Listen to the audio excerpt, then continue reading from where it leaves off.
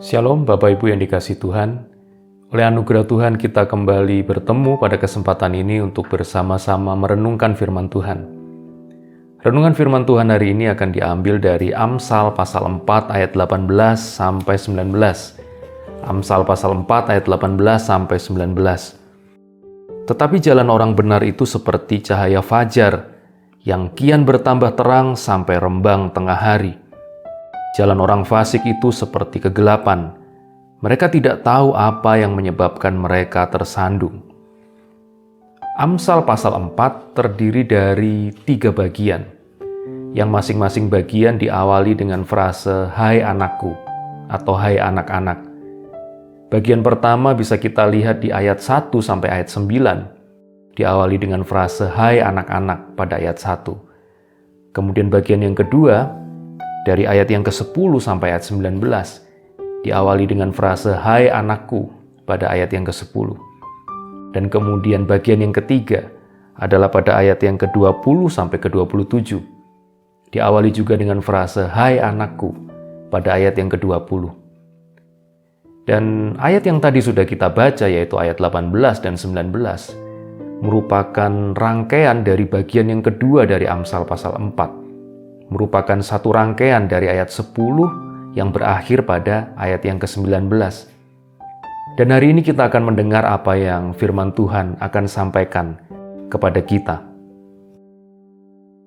Pada ayat 10 sampai ayat yang ke-13, firman Tuhan mendorong kita, Amsal mendorong kita untuk menempuh jalan hikmat.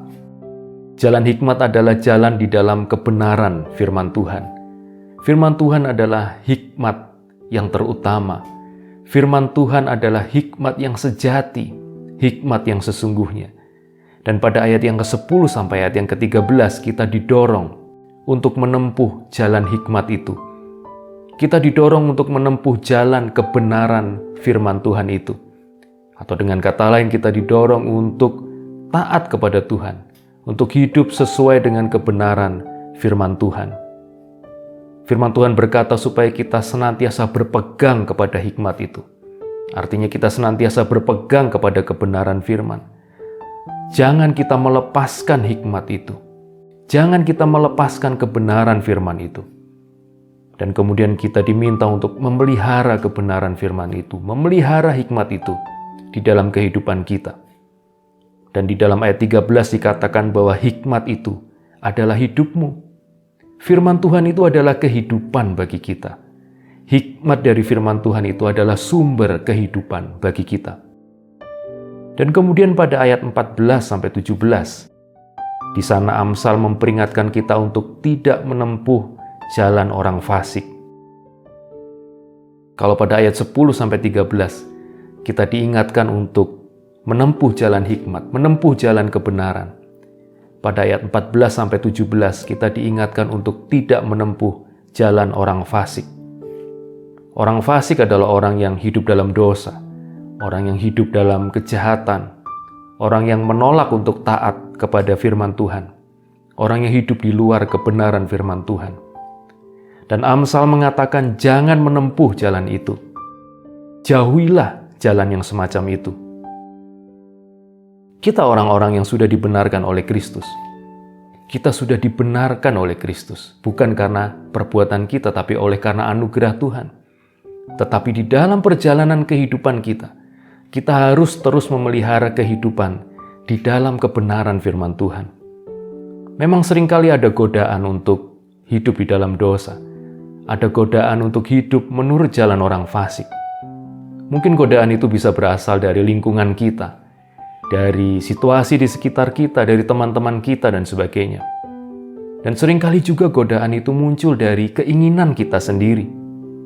Yakobus pasal 1 ayat 14-15. Tetapi tiap-tiap orang dicobai oleh keinginannya sendiri, karena ia diseret dan dipikat olehnya. Dan apabila keinginan itu telah dibuahi, ia melahirkan dosa. Dan apabila dosa itu sudah matang, ia melahirkan maut. Dosa, jalan hidup orang fasik, itu menghasilkan maut, ujungnya adalah maut. Berbeda dengan jalan hidup orang yang berada dalam kebenaran. Dikatakan tadi dalam ayat 13 bahwa hikmat itu, firman Tuhan itu adalah kehidupan. Seringkali juga di dalam kehidupan kita menemui kesempatan-kesempatan untuk berbuat dosa, kesempatan untuk terjerumus dalam dosa, bahkan kesempatan untuk hidup dalam dosa. Firman Tuhan mengingatkan kita, jauhilah jalan yang semacam itu. Jangan mengikuti jalan orang fasik itu. Jangan menempuh jalan orang fasik itu. Kemudian pada ayat 18-19, Amsal memberikan perbandingan antara jalan orang benar dengan jalan orang fasik.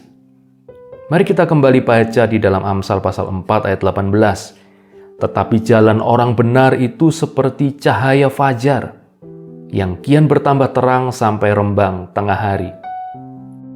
Kita lihat ketika fajar menyingsing di pagi hari, maka mulai muncul cahaya menggantikan kegelapan malam. Cahaya itu belum sepenuhnya terang, tetapi cahaya itu akan semakin terang seiring dengan hari yang bertambah siang, dan kemudian akan mencapai puncaknya pada tengah hari. Itulah kehidupan orang benar yang digambarkan oleh firman Tuhan. Cahaya itu mulai muncul dan kemudian bertambah terang dan mencapai puncaknya pada tengah hari. Pertama-tama ayat ini bisa berbicara tentang pengenalan kita terhadap Tuhan. Ketika kita baru mengenal Kristus, maka di dalam hati kita mengenal terang itu. Tetapi mungkin pengenalan kita akan kebenaran firman Tuhan, pengenalan kita akan Kristus masih sedikit. Ketika kita menjalani hidup kita, menjalani kehidupan kekristenan kita banyak mendengar firman Tuhan, kita banyak membaca firman Tuhan, belajar dan merenungkan firman Tuhan, maka pengenalan kita akan Kristus juga semakin bertumbuh. Pengenalan kita akan kebenaran juga semakin bertumbuh. Kehidupan rohani kita tidak boleh tetap kerdil. Kehidupan rohani kita harus terus bertumbuh. Pengenalan kita akan kebenaran 1 tahun yang lalu tidak boleh sama dengan hari ini. Pengenalan kita akan Kristus hari ini harus lebih baik daripada 1 tahun yang lalu, daripada 10 tahun yang lalu. Pengenalan kita akan Kristus hari ini harus jauh lebih baik daripada ketika kita pertama kali bertobat dan percaya kepada Tuhan. Itulah yang digambarkan bahwa kehidupan orang benar itu seperti cahaya fajar. Cahaya itu mulai muncul ketika kita pertama kali mengenal Kristus. Tetapi cahaya itu akan semakin terang seiring dengan perjalanan iman kita bersama dengan Tuhan. Karena kita terus belajar akan kebenaran firman Tuhan. Kita terus berjalan bersama dengan Tuhan. Kita semakin mengenal Tuhan, hidup rohani kita semakin bertumbuh. Selanjutnya ayat ini juga bisa berbicara bahwa kehidupan Kristen adalah kehidupan yang terus mengalami kemajuan. Kehidupan Kristen bukanlah kehidupan yang stagnan, kehidupan yang mandek, yang berhenti di satu titik. Tetapi kehidupan Kristen adalah kehidupan yang terus mengalami progres. Kehidupan anak-anak Tuhan adalah kehidupan yang terus mengalami kemajuan. Tuhan telah menyediakan berkat-berkat yang lebih besar di depan kita.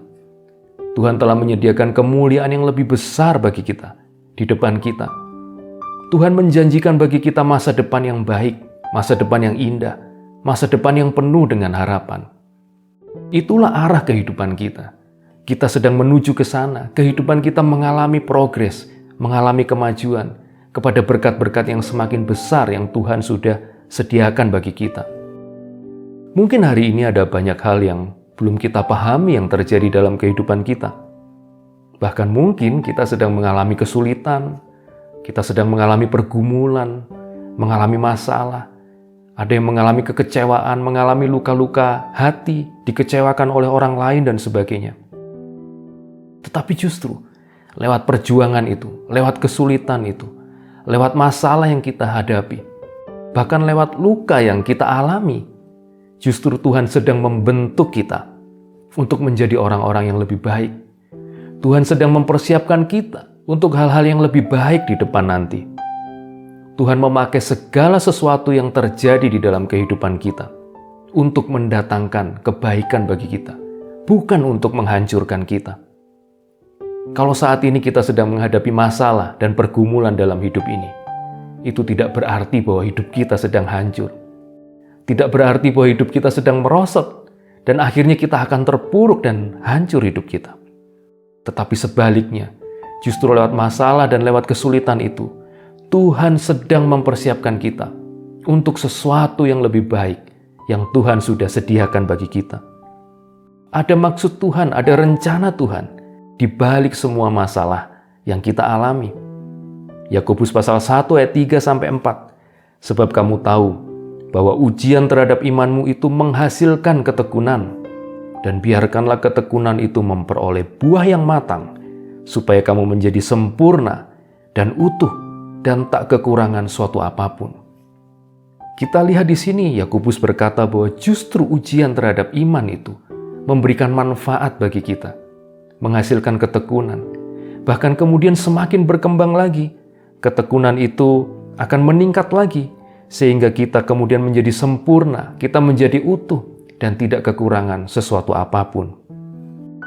Oleh karena itu, walaupun ada kesulitan yang kita hadapi, walaupun ada masalah yang kita hadapi, tetaplah berjalan di dalam kebenaran. Mari kita tetap hidup di dalam ketaatan akan firman Tuhan. Mari kita tetap menempuh jalan kehidupan sebagai orang-orang benar.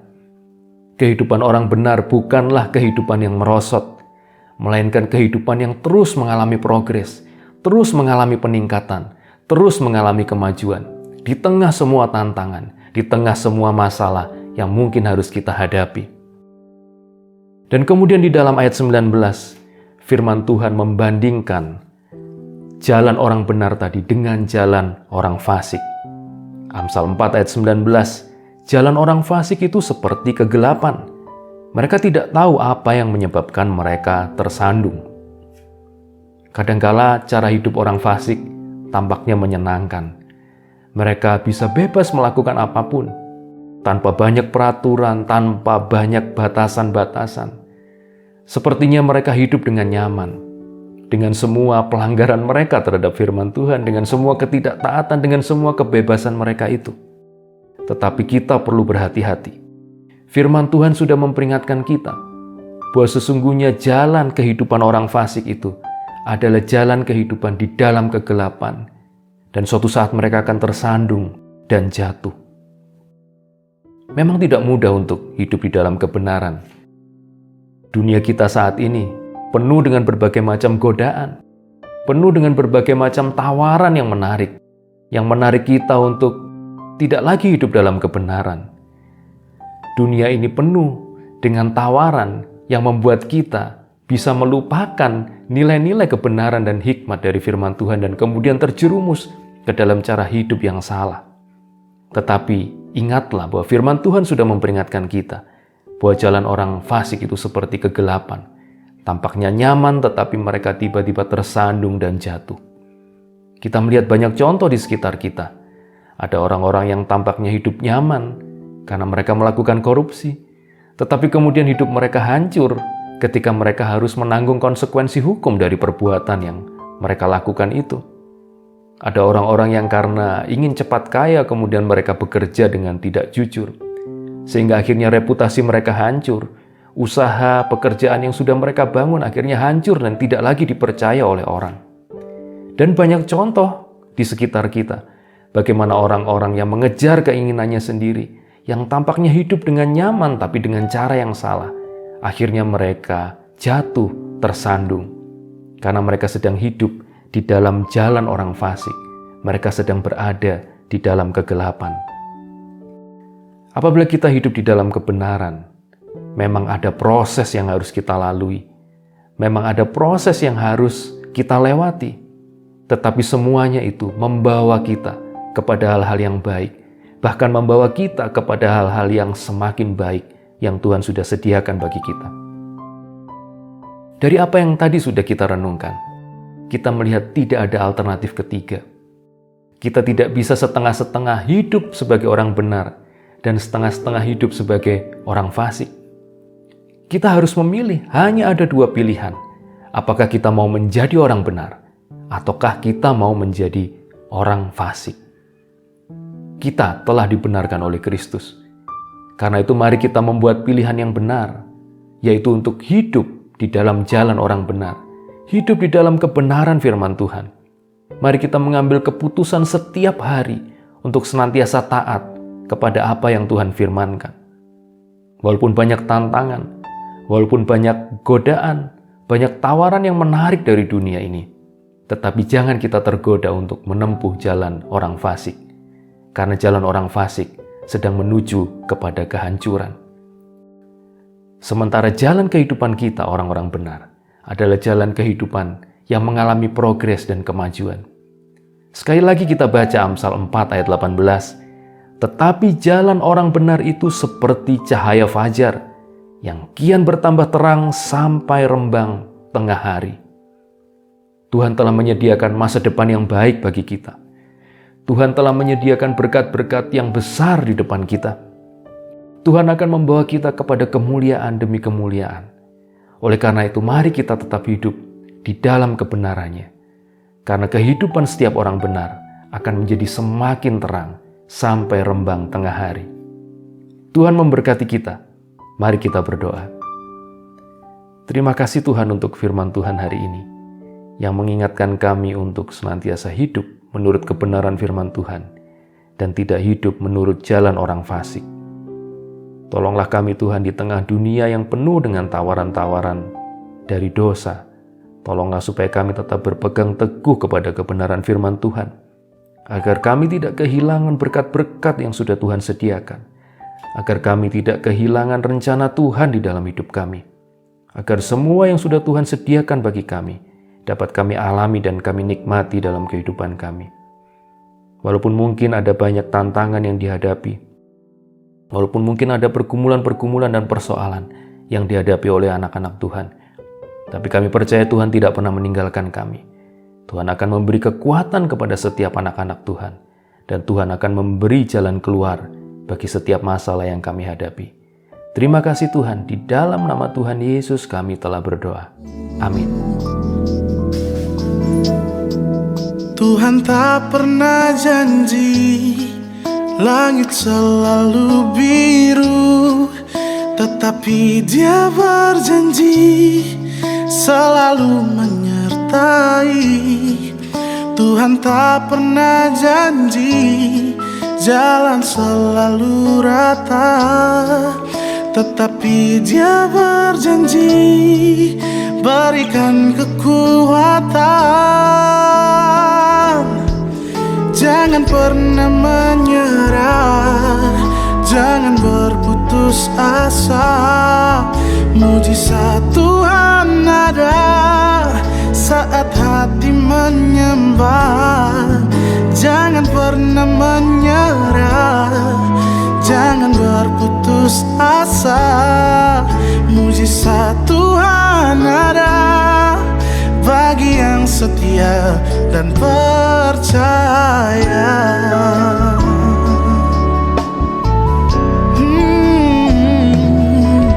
Tuhan tak pernah janji langit selalu biru, tetapi Dia berjanji selalu menyertai. Tuhan tak pernah janji jalan selalu rata, tetapi Dia berjanji berikan kekuatan. Oh, jangan pernah menyerah, jangan berputus asa. Mujizat Tuhan